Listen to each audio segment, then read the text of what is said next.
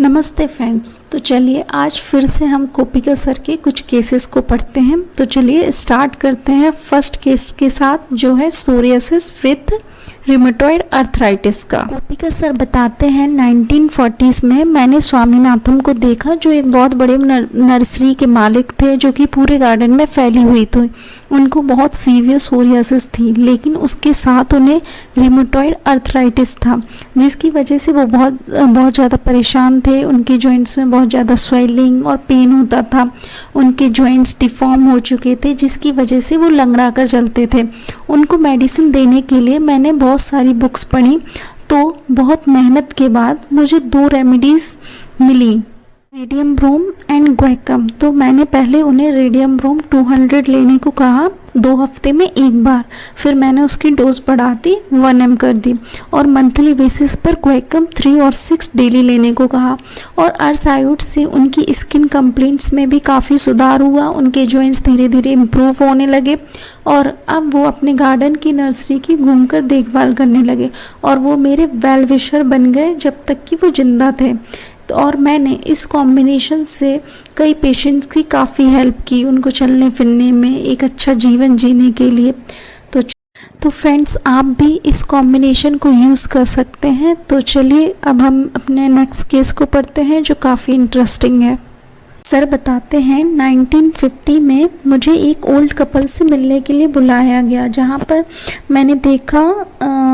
मैंने देखा एक बहुत बड़ा घर था, एक बड़ा मारवाड़ी परिवार उसमें रहता था। दादा दादी, उनके 3 या 4 बेटे और उनके परिवार के सभी एक साथ रहते थे।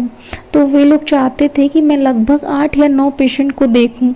तो मैंने देखा उन सब में 2 चीज़ें कॉमन थी, large painful joints, specially knee and ankle, और सभी सीनियर्स विदाउट टीथ थे। लगभग सभी के मसूड़ों से खून आ रहा था। जब मैंने उनसे बारीकी से पूछताछ की तो पता चला कि वे बहुत ही रूढ़िवादी जैन थे। बिना उबाले हुए वो कुछ नहीं खाते थे। आलू और टमाटर को छोड़कर ज़मीन के नीचे उगने वाली कोई भी सब्जी नहीं खाते थे। और मैंने देखा एक टेबल पर ग्लास जार में एक टूटी हुई सुपारी रखी थी, जिसे घर के छोटे बड़े सभी लोग खाते थे। इससे कि जो सुपारी थी उनके और जो वीकेंड गम्स थे उनको और भी ज़्यादा चुभती थी। तो मैंने उन्हें घर पर ही ऐसी ही आंवले की सुपारी बनाने का सुझाव दिया, क्योंकि उसमें बहुत ज़्यादा विटामिन सी होता है। और साथ ही मैंने उन्हें 200 mg की सेलिन टैबलेट लेने के लिए कहा।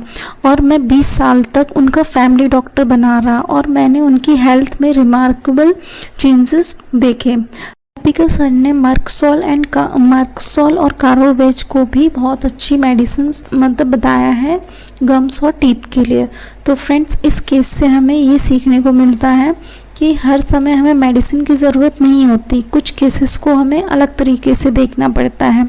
तो चलिए फ्रेंड्स, अब हम नेक्स्ट केस को पढ़ेंगे, जो और भी ज़्यादा इंटरेस्टिंग है। चलिए फ्रेंड्स, हम केस को स्टार्ट करते हैं। कोपिका सर ने देखा कि 40s की एज के एक कपल को बहुत ज़्यादा कॉन्स्टिपेशन की प्रॉब्लम थी, जिसकी वजह से उन्हें पाइल्स होने का डर था।